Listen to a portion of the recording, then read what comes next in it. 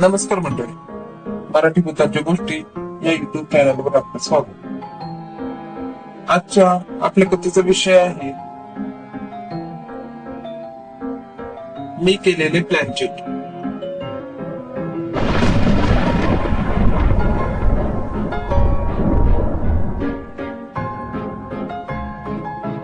दहा ते 12 वर्षापूर्वीची गोष्ट आहे ही घटना शब्दशः खरी आहे, कारण मी स्वतः या घटनेमधील एक पात्र आहे. संध्याकाळी नेहमीप्रमाणे ऑफिस मधून घरी आल्यावर मी पाहिले तर दाराला फुले. आई सहसा मी येण्याच्या वेळेस बाहेर जात नसे.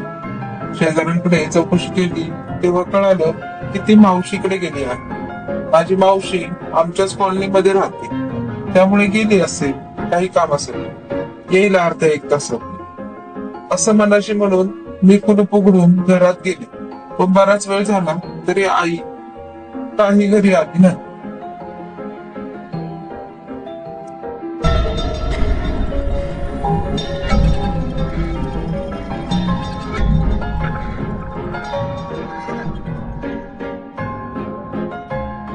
म्हणून मी मोठ्या उत्सुकतेने मावशीकडे फोन केला तर आईने मोठ्या उत्साहात सांगितलं, आलीस का घरी? बरं झालं, लवकर ये इकडे, हे लोक प्लॅनचेट करतायत. प्लॅनचेट? माझ्या पायाखालची जमीनच सरकायची तेवढी बाकी होती. फोनवर माझी आईच माझ्याशी बोलत होती यावर देखील माझा विश्वास बसेल. अहो, प्लॅनचेट करणं हे काही लगोरी खेळणं इतकं सोपं असतं का? मुळात मी ते कधी कुणाला करताना प्रत्यक्ष पाहिलेलं नाही. त्यात देखील सांगणाऱ्यांनी आपल्या कल्पनाशक्तीचा भरपूर मालमसाला लावून त्या माहितीला भीतीचे कांगोरे आणलेले होते.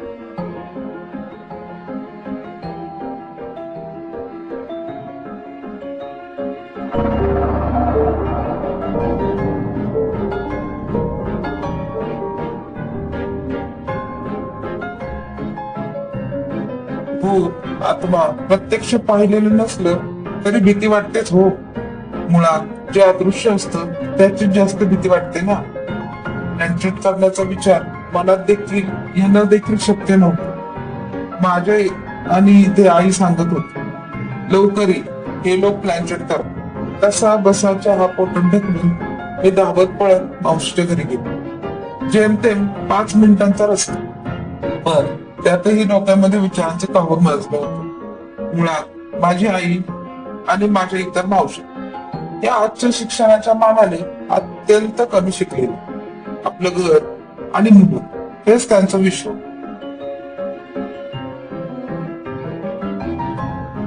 त्यामुळे बाहेरच्या जगात काय चालतं यांच्याशी त्यांना काडीचंही घेणं देणं नसायचं. रेशनला तांदूळ चांगला आला आहे का, चिक्कीवाला भैया जाताला टाकी लावून झाली असेल की, आपले गहू सर्वात आधी दळणार नाही याची चिंता त्यांना जास्त असायची. भूत, खेत, भानामती, करणी हे प्रकार त्यांना जास्त माहित होते, पण प्लॅनचेट हा प्रकार त्यांना माहित नसतात हे मी खात्रीने सांगू शकले असते. मी त्यांना हा प्रकार काय असतो हे समजावून सांगितलं असतं तरी त्या तोंडाला पदर लावून फिदी फिदी हसले असते आणि बाज हसू केलं असतं.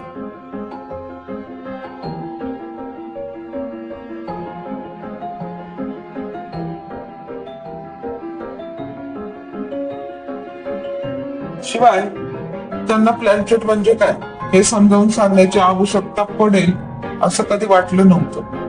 मग यांना प्लॅनचेट कुणीतरी समजावून सांगितलं आणि ते करायला या पंचकन्या तयार झाल्या. हे प्रश्न माझ्या मेंदू गुंग्यासारखं पोखरत होते. आता मावशीच्या घरी मला कसं गूढ वातावरण पाहायला मिळेल याच चित्र मी मनात तयार ठेवलं. दार खिडक्या लावून घेतली आहे, अंधार करून मेणबत्त्या लावल्या वगैरे वगैरे. पण तिकडे गेले तर काय नुसतंच उत्साहाचं वातावरण. शेजारची लहान पोरं सुद्धा खेळणं खिदळत होती. चहा बिस्किटाचा कार्यक्रम सुरू होता.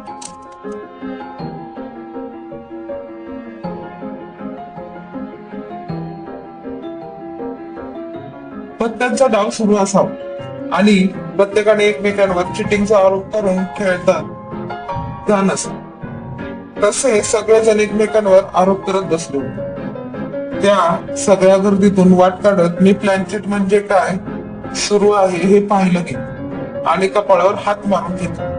आपला नेहमीच्या पूजेसाठी वापरतात तो पाट उलटा करून ठेवला होता.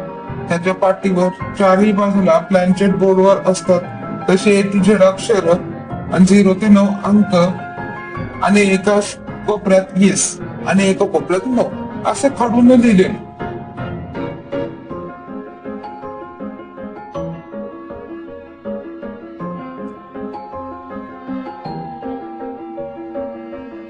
माझ्या 2 मावस बहिणी आणि भाऊ आदित्य असं तिघांनी मिळून पाटाच्या मध्यभागी एका एका रुपयाच्या नाण्यावर आपली तर्जनी हलक्या हाताने टेकवली होती.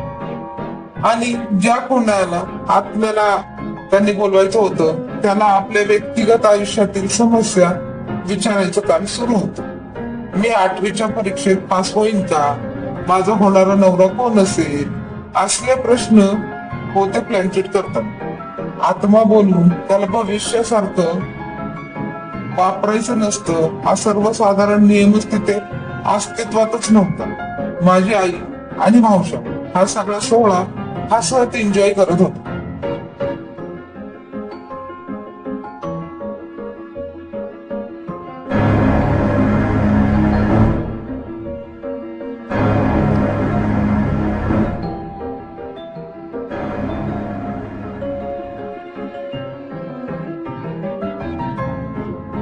मी येण्याआधीच पोरांनी हा प्रकार सुरू केलेला होता. मला जे दिसत होतं ते एक बालिशपणा या पलीकडे काहीही नव्हतं. ही पोरं स्वतः घराघरा नाणं फिरवत इतरांचे मनोरंजन करत होते हे मला स्पष्ट दिसत होत. इतकं चैतन्यमय वातावरण पाहिल्यावर मनावर जे गुण शेवाळासारखं काहीतरी फिलिंग पसरलं होतं ते निघून गेलं. एक गंमत म्हणून मी त्या खेळाकडे पाहू लागलो. त्या तिघांच्या तर्जनीखाली असलेलं ते नाणं इकडे तिकडे अक्षरांवर फिरत होत. काहीतरी असंबंध स्पेलिंग तयार होत होते आणि त्यातून वात्रट अर्थ काढत मुलं खिदळत होती.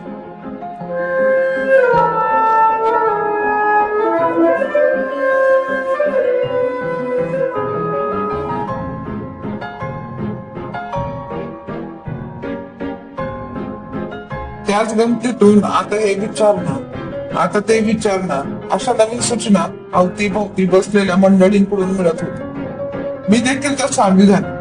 मध्येच एका मावशीला प्रश्न विचारण्याची लहर आली. तिने काय प्रश्न विचारला ते मला आठवत नाही, पण या सगळ्या बहिणींच्या आवाजना घशात जन्मता अँप्लिफायर फिट केल्यासारखे खणखणीत. मावशीने प्रश्न विचारला आणि तिच्या आवाजामुळे सगळे 1 सेकंद चिडीचूप झाले. मग आम्ही त्या नाण्याकडे पाहू लागलो की आता कुठे जात ते, पण ते बिचारं नोवरच जाऊन थांब.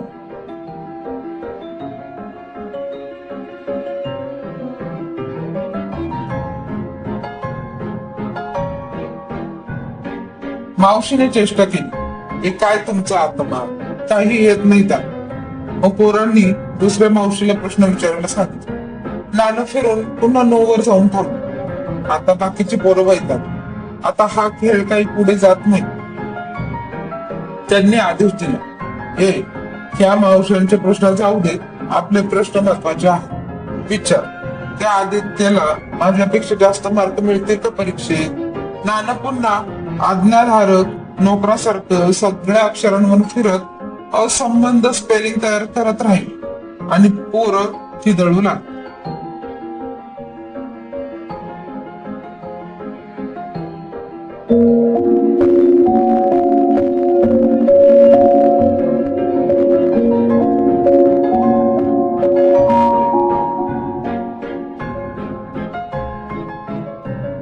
थोड्या वेळाने पुन्हा एका मावशीने मध्येच प्रश्न विचारला.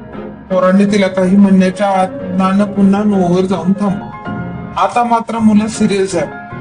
माझ्या 2 बहिणींनी आणि आदित्यने शक्तीवर सांगितलं की ते नाणं स्वतः फिरवत नाही, ते आपलं आपणच फिरत. मग प्रत्येक वेळेस कोणतीही मावशी काही प्रश्न विचारू लागली की ते नाणं नोवर जाऊन कसं थांबेल, मला विश्वास बसेल. त्या आदित्यला बाजूला करून मी स्वतः तिथे बसले. कुणीही त्या नाण्यावर आपल्या तर्जनीचा मुद्दाम वजन टाकत नाही याची खात्री करून घेतली आणि प्लॅनचेट सुरुवात केली.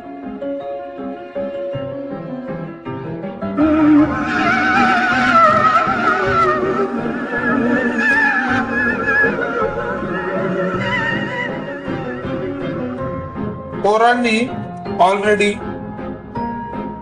गांधीजींना प्लॅनचेटवर बोलवलं. मी त्यांनाच प्रश्न विचारायला सुरुवात केली. पुन्हा तेच बालिश प्रश्न, तेच मावशांचे प्रश्न. एक प्रकारची झिंग चढली होती. त्या प्रकारची बालिश प्रश्नांच्या वेळेस नाना असंबंध स्पेलिंग तयार करत राहील. मावशांनी प्रश्न विचारले की ते आपसुक 9 वर जाऊन थांबत राहील. 9 वाजून गेले तरी आमचा तोच प्रश्न उत्तरांचा कार्यक्रम सुरू होता. आयांनी जेव्हा जेवण मिळणार नाही अशी घोषणा केली तेव्हा नाईलाजाने गांधीजींना जा असं सांगून आम्ही प्लॅनचेट बंद केली. पण डोक्यातून तो प्रकार गेला नव्हता. आम्ही निवडक भाऊ बहिणींनी आजीच्या घरी गच्चीवर दुसऱ्या दिवशी प्लॅनचेट करायचं ठरवलं. भीतीपेक्षाही कुतूहल जास्त होतं. आजीच्या प्लॅनचेट मध्ये काय माहित नव्हतं. तिच्या दृष्टीने तो नवा व्यापार सारखा काहीतरी खेळ होता जो आम्ही शनिवारी रात्री तिच्या घराच्या गच्चीवर खेळणार होतो. सर्वात लहान मावशीने कुठेही न बोलण्याचे प्रॉमिस केले. त्यामुळे आम्ही एखाद्या शूरवीरांप्रमाणे गच्चीवर गोळा झालो होतो. आमच्यासाठी वेफर्स, फळं अशी मेजवानी देखील तयार होती.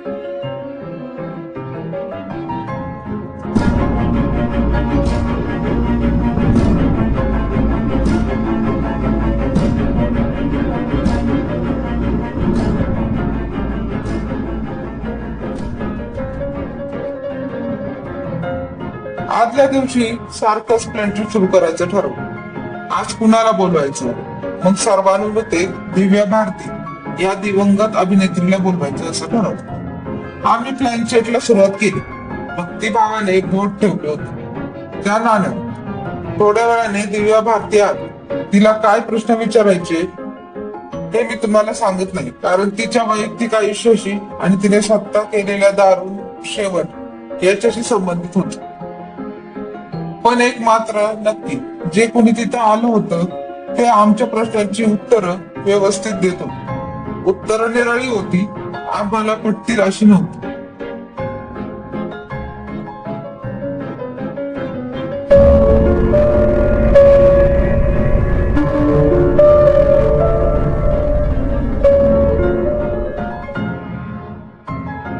ते नाणं फिरत होते आणि यावेळेस कोणीतरी असंबंध स्पेलिंग तयार करत नव्हते. काही वेळाने उत्सुकता संपली आणि आम्ही दिव्या भारतीला जायला सांगितलं.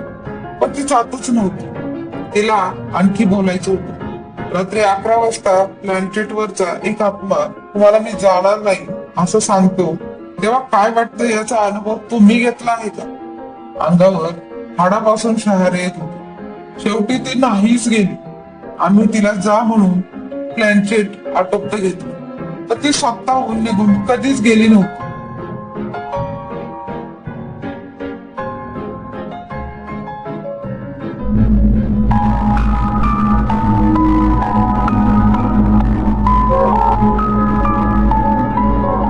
घरी जाताना आम्ही दबक्या आवाजात एकमेकांशी या प्रकारावर चर्चा केली, पण पुन्हा कधी प्लॅनचेटचं नाव काढलं नाही.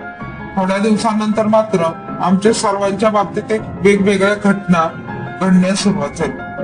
माझ्या मावशीचा मुलगा म्हणजे माझा मावस भाऊ आदित्य, जो आमच्यात सहभागी होता, तो रात्री अचानक झोपेतून उठून बसत आणि रोज जोरजोराने बिघाड रडत असे.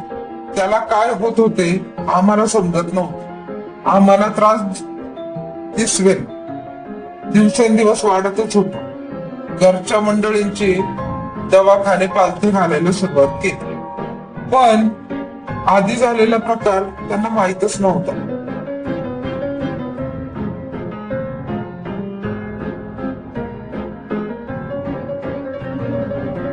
माझी छोटी बहीण ती अभ्यासात एकदम तल्लख होती, पण दिवसेंदिवस तिच्या स्वभावात बदल होत गेले. तिची विसराळूपणा खूप वाढत होती. ती खूप वेळ फक्त झोपेच्या गुंगीत वावरत असते. आणि ज्या राहत्या घराच्या वर आम्ही ते प्लॅनचेट केला होता तिथे कधी कधी रात्री एका बाईच्या ओरडण्याचा आवाज सर्वांना येत असत. शेवटी घरच्यांना शंका आली. मी सर्वात मोठी असल्याने त्यांनी मला बोलवलं. मी घडलेला सर्व प्रकार सांगितले. आदित्यच्या बाबांनी वेळ न दवडता एका मांत्रिकाला बोलवलं.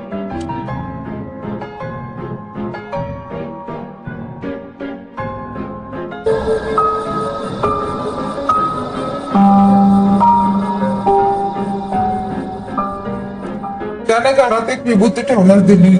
ती विभूती जर आज रात्रभरात संपून गेली तर इथे काही नाही, तरी विपरीत आहे असे समजा, असे त्यानं सांगितले. मी त्या रात्री तिथेच थांबलो. मला ही जाणून घ्यायची होते. रात्र झाली, आम्ही सर्व झोपी गेलो. तोच आदित्यला एकच त्रास सुरू झाला. तो अचानक उठून बसला आणि वेड्यासारखा बडबड करायला लागला. त्याच्या आईने त्याला झोपेचे औषध देण्याचा प्रयत्न केला असता त्यांनी काकून जोराची लाथ मारली व काकू दूर जाऊन भिंतीवर आला. तीच जोराने फिदी हसायला लागली. त्याला पकडण्यासाठी माझा भाऊ धावला. तो पळायला लागला.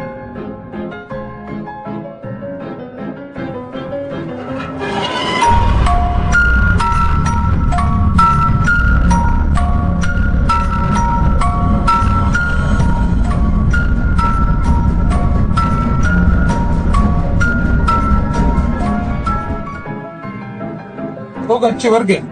आम्ही सर्व त्याच्या मागे गच्चीवर गेलो. तिथे तो पाठ करून उभा होता. त्याच्या बाबांनी त्याला आवाज दिला. त्याचे हळूवारपणे मागे बघितले आणि रडायला लागले. बाबा आम्हाला वाचवा, ही मला मारत आहे. ते ऐकून बाबा जवळ जायच्या प्रयत्नात होते. तो परत ओरडायला लागला आणि तो आवाज त्याचा नाही, तो एका बाईचा होता. म्हणजे कदाचित भारतीचा असावा असे मला वाटले. तुम्ही मला बांधून ठेवले आहे. मला सोडा, नाहीतर तुम्हाला संपून टाकेल. मला सोडा इथे. आम्हाला काय करावे ते समजत नव्हते. तोच आदित्यची आई वर आली आणि हातात गणपती बाप्पाचे लॉकेट घेऊन आली. तिने ते आदित्यच्या अंगावर फेकले.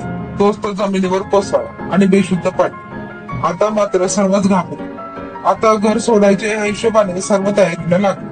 तोच माझा बेशुद्ध पडलेल्या भावाच्या खिशातून एक नाणे बाहेर पडले. तेच नाणे होते जे आम्ही प्लॅनचेटला वापरले होते. त्याच्याकडे कसे आले याचा आम्हाला प्रश्न पडला होता. तोच आदित्यच्या बहिणीने आम्हाला सांगितले. मी आणि आदित्यने कुतूहलपोटी प्लॅनचेट केले आणि मावशीला बोलवले. आम्हाला सर्व खुलासा झाला. कुतूहलपोटी आम्ही ज्याच्या बहिणीने दुसऱ्या वेळेस जे प्लॅनचेट प्लॅन केले होते त्यात त्यांनी शेजारच्या इमारतमध्ये राहणाऱ्या आत्महत्या केलेल्या शर्मा काकूंना बोलवले होते. ती शर्मा काकू काळी जादू करत असे. सर्व म्हणत, पण काळी जादू काय असते यांना माहित नव्हते. म्हणून त्यांनी जे जाणून घेण्यासाठी शर्मा काकूला बोलवले होते. तोच आई ओरडली, अहो विभूती संपली आहे. आता मात्र शंकाच नव्हती की काहीतरी काळे बेरे असणार आहे. आम्ही लगेच निघालो. प्रत्येकाने हातात देवाचा फोटो घेतला आणि हातात लागेल ते सामान घेतले. ते नाणे पण आमच्या जवळच होते. बाबांनी घेतले आणि गच्चीवर फेकले. आम्ही निघालो. तोच आदित्यला ताप भरला. त्याची तब्येत खूप बिघडली. तो डोळे उघडत नव्हता. त्याला दवाखान्यात नेले तोपर्यंत खूप उशीर झाला होता आणि तो मरण पावला. आता मात्र आम्हाला चांगलीच अद्दल घडली होती. ते काळ रात्र कधीच विसरू शकत नव्हतो आम्ही. काही दिवसानंतर ते सर्व दुसरीकडे शिफ्ट झाले. काही वर्षांनी जेव्हा आजीच्या जागी एक 4 मजली इमारत उभी राहिली आहे तेव्हा मला प्रश्न पडतो की ती दिव्या भारती किंवा शर्मा काकू आता नवीन इमारतीच्या गच्चीवर अजूनही तिथेच घुटमळत असेल का? भूत आत्मा असं काही मी प्रत्यक्षात पाहिलेलं नाही. प्रत्यक्ष तर आपण परमेश्वर देखील पाहिलेलं नसतो, पण त्याच्यावर आपण विश्वास ठेवतोच ना.